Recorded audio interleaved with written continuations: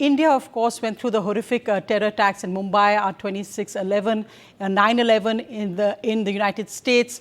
But yet you feel that this is different, that this is not exactly the same playbook. But what seems almost common is the terrorist desire to almost, and again to use the words perhaps from the Iraq war, that of shock and awe, that the more horrific it is, their aim has been achieved. And also, in this era of disinformation, because we're really seeing war as a video game, so there's almost a sense of blood sport when you're seeing the missile strikes back and, you know, who is the victor of this war. Yet there is no victor here.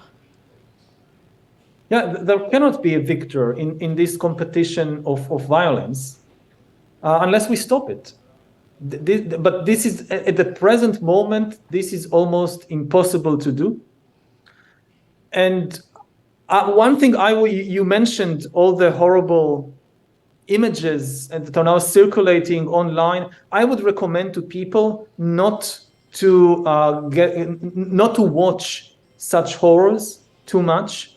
You're just doing violence to your own minds. You're just doing what the terrorists want, which is to sow seeds of hatred in your mind and lose all trust in humanity. Maybe you think that by watching all these horror videos, you're somehow showing empathy to people, but you're not. You're just sitting alone at home somewhere, feeding your mind with terrible, terrible hatred and fear, and actually isolating yourself from other people. If you really want to help, cut down on the consumption of these terrible materials, and instead do something practical to help people. Whether it's to help people, you know, in the Middle East by donating or by joining some peace initiative, or even helping people immediately around you. But the reaction to this level of horror is not to kind of immerse ourselves in it. There was commentary which said the world changed after that attack, and we've of course seen that when there have been other horrific events like this happen as well. But what we're seeing play out, and it perhaps goes to that point you made on a change in an order, you're seeing on US campuses. We've seen what happened with the Harvard signature campaign, and the immediate backlash you're seeing against students who signed. You saw in London, where you are currently, of course, the huge marches, and many British commentators saying, is this what our country has become?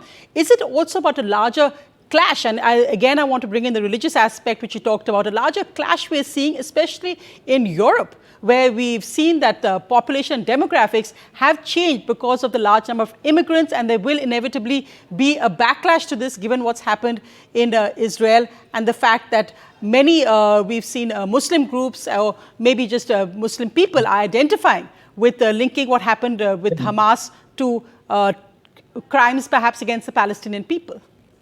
You know, in almost every major conflict in history, the situation is complex.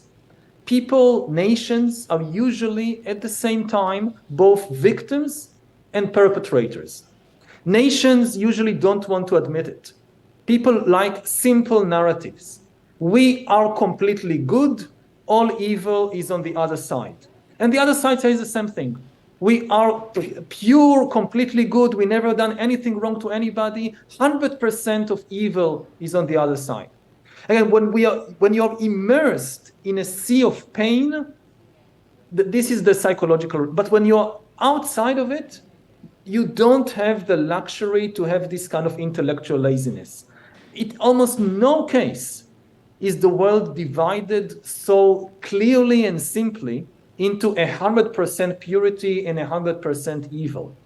So make the effort in whatever side you choose, make the effort to understand the complexity. And as an Israeli, I would say to pro-Palestine protesters in places like London, in Europe, yes, you have a legitimate cause to support Palestinian civilians in the terrible time that they are now going through. But this should not spill over into racism, into anti-Semitism, into incitement for more violence.